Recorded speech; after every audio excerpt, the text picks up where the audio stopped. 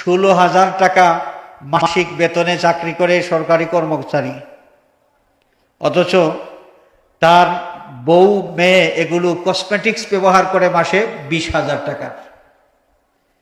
প্রতি মাসে 20,000 টাকার কসমেটিক্স যেই পরিবারের মেয়েরা ব্যবহার করে, সেই পরিবারের কর্তা ব্যক্তির মাসিক বেতন কিন্তু মাত্র 16,000 টাকা।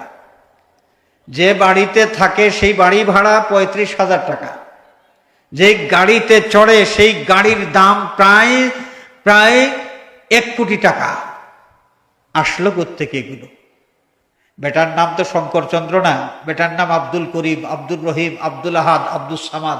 সুন্দর মুসলমানি নাম, মাথার মধ্যে টুপি আছে, পকেটে তসবিও আছে, মিসওয়াকও আছে, সব আছে।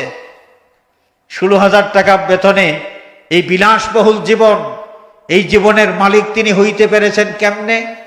তত্ত্ব তালাশ করলে দেখা যাবে ওইখানে বাম হাতের কিছু কামাই আছে। বাম হাতের কামাই, ওই বাম হাতের কামাই যা হয় মাসে 3 লক্ষ টাকার বেশি তা ইনকাম হয়। এইভাবে লুটে পুটে যারা অফিস আদালত একদম তছনছ করে দিচ্ছে, এরা মুসলমান। কিন্তু মনে রাখতে হবে, কিয়ামতের দিন আল্লাহর আদালতে আসামির কাঠগড়ায় দাঁড়ানোর আগে নবীর সামনে চুরের মতো দাঁড়াইতে হবে।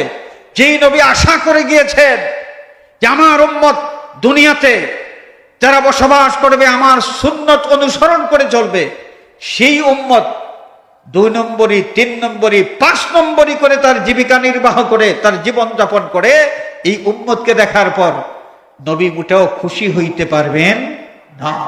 কি মনে করেন? ঘুষখোর, সুদখোর, তারপরে জমিন জালিয়াতি, কত ধরনের অপরাধ। এই অপরাধ যারা করে কিয়ামতের দিন এরা কি বুক টান করে নুরানির চেহারা নিয়ে হাশরের ময়দানে উঠতে পারবে? ইয়াউমা তাবিয়াদ্দু ওয়ুজুহুম ওয়া তাসওয়াদ্দু ওয়ুজুহ।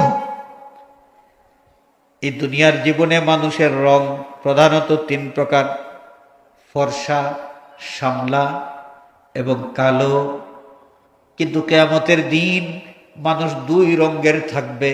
আল্লাহ রাব্বুল আলামিন ইরশাদ ফরমান, ইয়াউমা তাবিয়াদ্দু ওয়ুজুহ।